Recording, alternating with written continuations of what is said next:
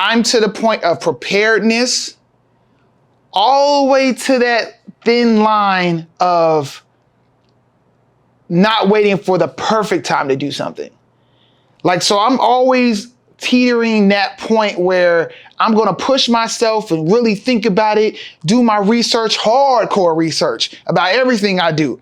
But once I got it and I understand it and I know it's time to pull that trigger, I can pull the trigger.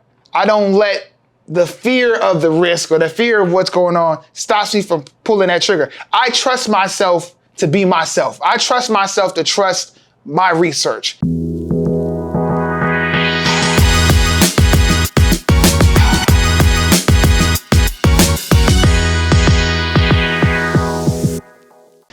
Hey, what's going on, everybody? Welcome to the 9% Show. I'm your host, Steven Burton. And here at the 9%, y'all know we keep everything 100. If I haven't done it, not doing it, or not about to do it, it will not come out my mouth. So welcome. Before we get started, you know how we always do around this time, give a toast to them 9%ers out there and those that would like to get into the 9% club. One day, you will get there. Toast to y'all, toast to y'all. All right, so this week we are talking about balancing risk and reward in entrepreneurship. That is like 80% of the battle is just managing these risks and the things that go with risk and the mental hurdles of it, and just, you know, and honestly, beyond entrepreneur, obviously you talk about entrepreneurship here on this channel, but this is really like a life lesson of like risk. I mean, everything you do in life, if you ain't really taking risks, you ain't living, in my opinion. Like every good thing is kind of on the other side of fear. We mentioned that quote with from Will Smith before, and it's just you know, I'm a living, walking example, even for my own self. Like sometimes I reflect on my own journey to remind myself of like, don't be scared to try, because like I've risked a lot, and I probably got a higher tolerance of risk than maybe some other people. But I still get scared. I still get nervous. Like these are human feelings. But I just don't let it stop me from doing things. And or again, I'm aware of going through some things and fighting through and seeing the success of something. So like if I know that's possible, it makes it a lot easier versus someone that doesn't even know it's possible and it's their first time taking that risk. So we're gonna talk about we're gonna hit some points about, you know, risk and dealing with that in entrepreneurship. I'm gonna share a little bit of my story as it ties in, as I normally do. But that's what we're gonna dive into, because these are real topics and these are real feelings. And a lot of times, a lot of this will stop people from reaching their full potential. So for those, you know, I'm sure at this point y'all kind of know my story, but for those that do not know, I am the founder and CEO of Perfect Tux, and I started Perfect Tux 8 years ago, and I quit my job cold turkey to start my business. Before I had a sale, before I did anything, I literally quit my job cold turkey to start my business. So I would say, and what's crazy about it, quitting my job wasn't even the first time I really did that. Tell you the truth. I mean, like my first business I ever started was out of high school. I've mentioned this in the past, hiphopwear.com. I've always been doing ecommerce, but I got to a point where, you know, things was taking off with that, where I quit my part-time job at Macy's and dived in on my own. So I've always been a risk taker, I think naturally. Even before Perfect Tux, and I was, you know, doing things in the music industry, you know, that was risky. Heck, I dropped out of school. I was on my Kanye West college dropout, you know, and that was a risk looking back on it. So it's like I've never been afraid to give things a try. And I know that's naturally who I am, and you know, so I know there's some natural, like, I don't know, that's just how I'm wired to a degree. But looking back on my own situation and the risk of, you know, quitting my job, the risk of starting a business, the risk of the financial risks that you take when you do these type of things, like, I feel like I can speak on it. I can provide some examples on how, like, I navigated this stuff and some, you know, some tools and tips on how you might be able to navigate this stuff. So I think the biggest thing to first think about is you want to know the difference between calculated risk and just blind gambles. Okay. life is not Las Vegas, okay? Though I love going to Las Vegas, I hit the blackjack table and everything like that. I might put some stuff on black. I'm not risking my whole life on black, okay? It is not a crapshoot. It is not a 50-50 coin toss. That's not what we're doing when you're in the entrepreneurship world and you're trying to, think about how you want to accomplish whatever goal you want to accomplish in business. Every risk that I do, it's a calculated risk. I'm constantly calculating, recalibrating, seeing what's what. I'm gonna talk about these steps like later in some of these points, but there's no risk or no decision I make that's not like analytical. Like it really, I really tie into my skill set, what I'm naturally good at, what I naturally have, and just like what's going on in the world, what's going on in the business decision I'm trying to make, what's the market looking like, all type of stuff is what I'm constantly thinking about. I'm never saying an idea just hit me and I'm just running with it and going and dropping everything for that. Like I really get to the point where I'm to the point of preparedness all the way to that thin line of not waiting for the perfect time to do something. Like, so I'm always teetering that point where I'm going to push myself and really think about it, do my research, hardcore research about everything I do. But once I got it and I understand it and I know it's time to pull that trigger, I can pull the trigger. I don't let the fear of the risk or the fear of what's going on stops me from pulling that trigger. I trust myself to be myself. I trust myself to trust my research, to trust what I know, to trust my skill set. So, everything you think about, it should be a calculated risk and not a gamble, okay? I would say even with this 9% show, I wouldn't have quit my job cold turkey to start the 9% show. It's a good side thing for us right now, hoping that it could possibly become something. But if I just quit everything I was doing, if I say, I ain't even gonna do Perfect Tux no more, I want to be a content creator, that's what it is. That's not realistic. That's a gamble. That's a pure, even when I think back into my music industry days, I purely gambled for my music industry days because it's so subjective. Like you're dealing with other people's opinions. Sometimes your own destiny is not even in your hands. It's in somebody else's hands, somebody else's input or whatever going like that. So those are but I was young enough to make them gambles when you're in your teens and your early 20s, heck, make some higher risk gambles.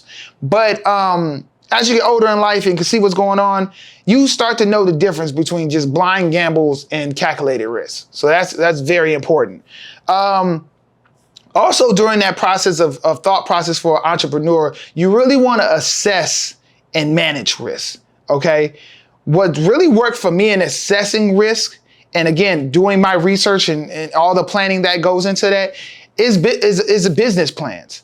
I'm big on business plans. I don't think you necessarily need them to start a business and/or need them. Like I've had situations where I've given the business plan to a banker and he could care less.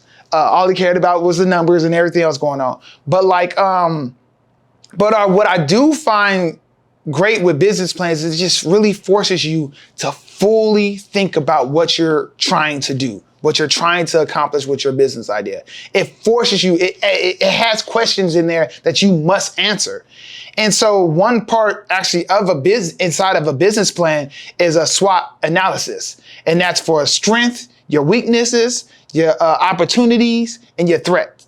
That's a great situation where you would say, I don't know, let's say you're trying to make a makeup brand or something like that. Your strength might be, okay, well, I know a lot about makeup. I worked in the industry. I did all this stuff. I know how to make the product. I got inventory, manufacturer connections, things like that. Your weaknesses might be, well, I don't have enough money to fund what I'm doing. I can only put out so much product because I'm hand making myself, or I'm not great at marketing, or whatever the case may be. You want to mark all those things down. So you write your strengths down, your weaknesses down.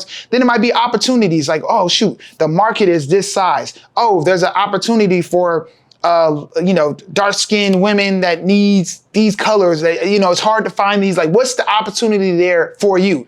And then your threats, competitors. What's going on? What's the economy doing at this moment? What's going on in your industry? If you do an exercise just like that, it takes away some of the fear factor of the risk, where you can logically look at something and logically look at your business plan and logically look at some stuff and just be like, hey, like, this is doable. This is not doable. Or like, I need to do a little bit more work over here before I do this. Or I need to do a little more work over here. Or you might just say, you know what? Oh, I'm about to kill this thing. Like, this is put the battery in my back and I'm ready to go now. Based on that full-blown business plan, that SWOT analysis. If you do those type of things, that's how you really assess how big of a risk you're taking, how lower a risk you're taking. You just really want to be aware of the risk. You just don't want to assume that risk is there. And it might be somewhat of more of a fear talking to you than actually the risk of what you're attempting to do. So you got to understand the difference of those things when you dive into this. And then you get to the other side of that is like managing the risk. Like, how do you manage the risk? Some basic things there would just be like, diverse income, like, not putting your eggs in all one basket, having an emergency fund. What can you do to like minimize the risk that you're planning on taking? A lot of risks, a good amount of it generally always is financial based.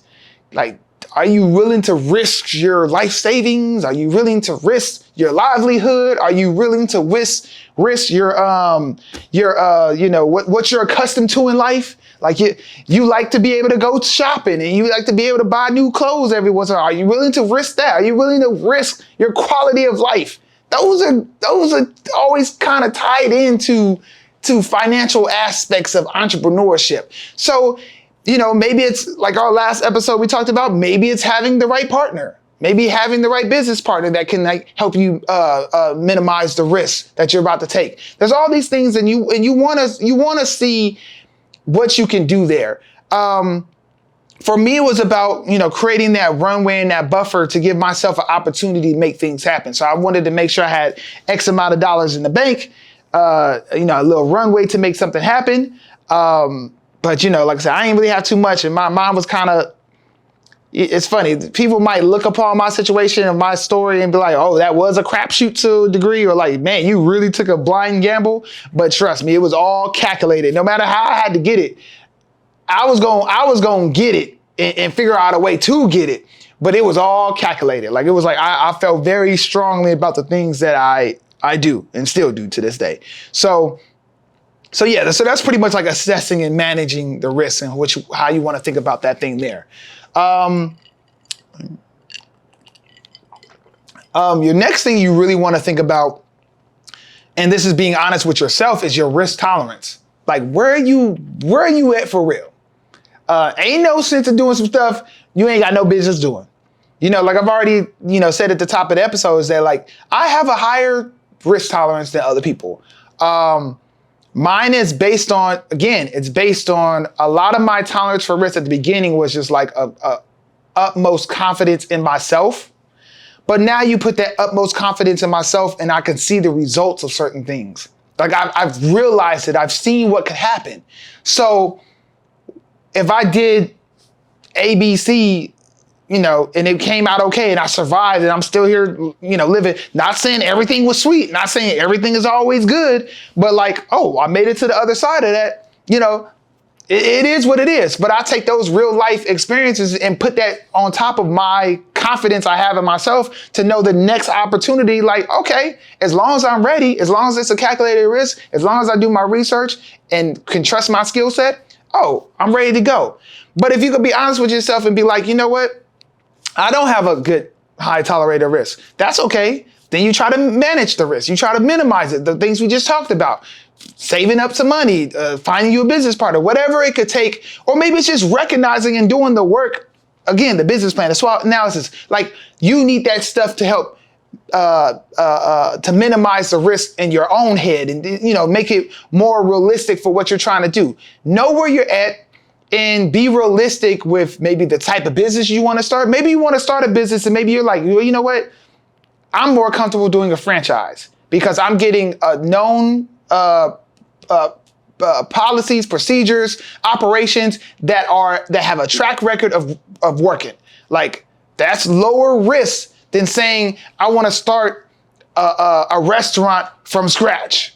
Like it's just my idea versus you getting in a franchise of an established restaurant. You're just copying the sauce. So those are situations where you really want to recognize what's your tolerance of risk, and then it help you dictate, where your entrepreneur lane should take you. Like, there's so many lanes here, but like I said, it definitely does make a difference on, being real with yourself and understanding where you're at. Okay. So that's a very important piece right there.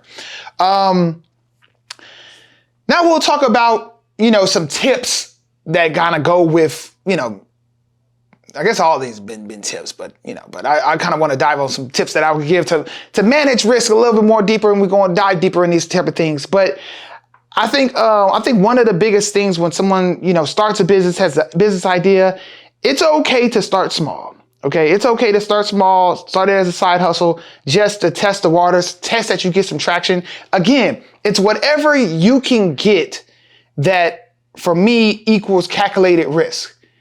A calculated risk is like, oh, okay, I know I make some darn good brownies, but start small, start in your neighborhood, start at a little farmer's market. Do other people like your brownies? Okay, can you sell 15 of them? Can you do this? Versus dropping everything, getting into a shared kitchen, paying the rent at this kitchen, and just go say, okay, I'm gonna go straight to the grocery store. Say, hey, I want to buy these. Can I put these on your shelf? Like, is that your game plan? Is that really your marketing strategy? That is a blind gamble if you go do that. That's the difference levels there. But if you start small, start testing out, it's nothing wrong with that. It's nothing wrong with keeping your day job and keeping it going. Me and my situation, that quite just wasn't my route. It was not a route that I wanted to take. Again, my decisions was data-based and calculated risk-based. Like, it was not like, it was like, could I do this? Could I accomplish this after working 9 to 5 for somebody else? Like, is there enough time in a day? Could I really do it? Could I be a service that's looked upon as a big business with business hours and things like that? Could I accomplish that? And like, the answer was no, I couldn't. Like, could I? But like I said, at the level I wanted to do it, and a thing that I needed to see success pretty quickly, I needed to dive in the way I dived in. But there's nothing wrong with starting small there. Another tip is like everything tied into calculated risk, but everything should be data and your skill-driven decisions. Like everything you do, you don't want nothing of these decisions, these risks that you have to take should be up for chance or just like, happenstance that things happen.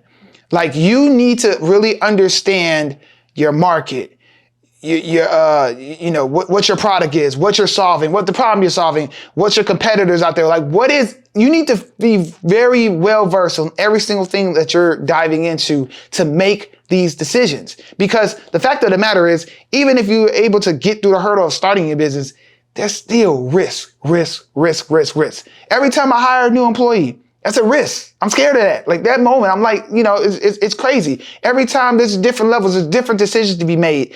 It's like you're knowing you're making some decisions that you don't know what the future holds. And you just hope you're making the right ones. So it's never going to go away, these risks that you have to take. But like I said, you just learn to deal with it better and you learn to make better calculated risks. Now, even before when I started Perfect Tux, I was kind of basing it on, a good idea of what I knew, but now I have an excellent idea of what I know. Now I have my own data to know about. Now I know my own customer very well. Now I can really test the waters with something. I could come out with a new product, a new brand, and really know how to funnel that on and I could support it better. So the fact that I could support it better, maybe I advertise more, maybe I invest more in this particular thing because now I can invest more than I would have been done in the past because I've built an infrastructure, I built a foundation that can support that new thing or whatever the case may be. Like as you go along, you're constantly shifting, constantly thinking, constantly calculating, constantly looking at data. But if I can give you any piece of advice, it's like everything decision you make should be data driven and your skill set driven, meaning what skills do you have to support that? Okay. All the things that you want to do in life can't be that you need to outsource everything unless you got it like that, unless money ain't a thing. But you really want to be real with you on what your skill set is. So then even you know who to find or how your skill set contributes to the risk. Maybe you ain't quite got a good amount of stuff and you just got this big desire to see this through, but you don't got the skills. So it's a greater risk. Or maybe it's a greater risk that you got to take your faith and trust other people for them to do their job, for you to get to where you're trying to get to. Then you're taking a risk in other people. So like I said, there's always things going on. There's always some type of risk, big risk, small risk, whatever it is. But just know that's part of the road of entrepreneurship. It's never going to go away. But if you learn to use calculated risk versus blind gambles, if you learn how to assess the risk, how to manage the risk, understand what your risk tolerance is, you put all these things together, you won't let fear dominate you, but you will dominate the fear, okay? And that's what we got for this episode. As always, please like, subscribe to the channel. If you like this type of content, please share it with somebody. Tell somebody about the 9% show because we is on fire and we dropping them gems every time, every Friday. Come and get your video, all right? Till next time, I'll catch y'all on the 9% show. Peace.